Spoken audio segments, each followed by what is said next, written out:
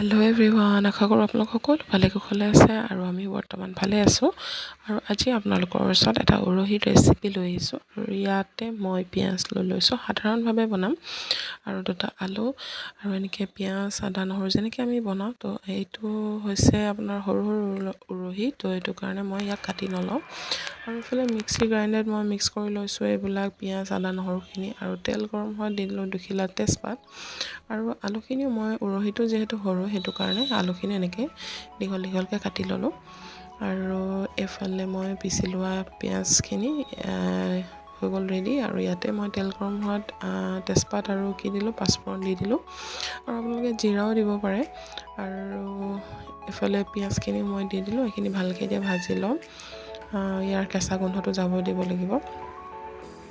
আৰু আপোনালোকে অপশ্যনেল হয়, যিকোনো মছলা দিব পাৰে, ঘৰত যি যি থাকে, বৰ বেছি বিশেষ একো নালাগে। জিৰা ধনিয়া দিলেও ভাল লাগে খাবলৈ। আৰু এইফালে মোৰ এইটো সৰিয়হ আছিলে, এনেকুৱাই মানে বটলত অহা সৰিয়হটোকে মই দি দিলোঁ, পিচি নল'লোঁ। যদি গুড়ি সৰিয়হ থাকে সেনেকুৱাই দিব পাৰে, একো কথা নাই। যিকোনো সৰিয়হ দিব পাৰে, গোটা সৰিয়হ পিচি হ'লেও দিব পাৰে। আৰু সৰিয়হ দি দিলে শাকখন এনেই অকণ টেষ্টি হয় খাবলৈ। আৰু সৰিয়হটো মই অকণমান কম হোৱাৰ কাৰণে আৰু অকণ দি দিছোঁ। এইবিলাক জোখমতে নহয়, যিসকল গৃহিণী তেখেতসকলে জানেই বাৰু কেনেকৈ কি দিব লাগে। কম হোৱাৰ কাৰণে মই আৰু অকণমান দি দিলোঁ। আৰু ইয়াতে মই দি দিছোঁ হালধি, আৰু বিশেষ মই বেছি মছলা ব্যৱহাৰ নকৰোঁ। হালধি দিছোঁ আৰু ধনিয়া গুড়ি আৰু জিৰা গুড়ি এনেকৈ দি দিম। আৰু আপোনালোকে যিসকলে খোৱা নাই এনেকৈ এবাৰ খাই চাবচোন। আৰু এইফালে মই ধনিয়াখিনি দি দিলোঁ, আৰু এইখিনি এতিয়া ভালকৈ ভাজি ল'ম। আৰু ভাজি ভাজি ইয়াৰ কেঁচা গোন্ধটো যাব দিব লাগিব। আৰু এইখিনি ভাজি লোৱাৰ পিছতে মই যিখিনি কাটি লৈছিলোঁ উৰহী আৰু আলু, সেইখিনি ইয়াতে দি দিম। আৰু এইফালে মই যিখিনি কাটি লৈছিলোঁ সেইখিনি দি দিছোঁ।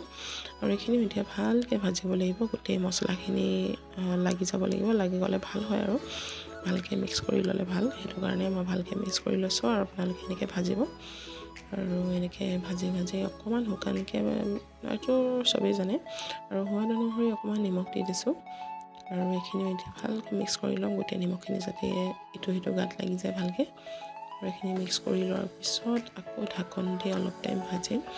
আৰু এনেকৈ ভাজি লোৱাৰ পিছত এইফালে দেখিছে সুন্দৰ ৰং হৈ গৈছে, আৰু মই ঢাকনখন অলপ দেৰি লগাই দিছোঁ। আৰু এইফালে ভাজি লোৱাৰ পিছতে এতিয়া পূৰা বগকৈ উতলি আছে, চাওকচোন কি সুন্দৰ ৰং হৈছে। আৰু এইটো অপশ্যনেল হয়, পনীৰটো মোৰ অকণমান আছিলে, যিহেতুকে কি কৰিম বুলি ভাবি মই ইয়াতে এড কৰি দিলোঁ। আৰু কোনো কথা নাই, নাথাকিলেও নিদিলেও একো কথা নাই।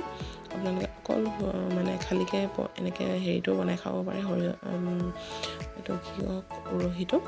আৰু ইফালে চব মোৰ উৰহী আৰু পনীৰ পূৰা মস্তিছে হৈ গ'ল। আৰু যিসকলে খোৱা নাই এবাৰ খাই চাব, বহুতেই টেষ্টি হয়, সোৱাদ হয়, খাই চাব। আৰু আজিৰ ভিডিঅ'টো ইমানেই। যদি কোনোবা নতুন ভিউৱাৰ্ছে চাই আছে, মোৰ চেনেলটো ছাবস্ক্ৰাইব কৰি দিব, আৰু তলে থকা বেল আইকনটো ক্লিক কৰি দিব। আজিলৈ আহিছোঁ, বাই বাই।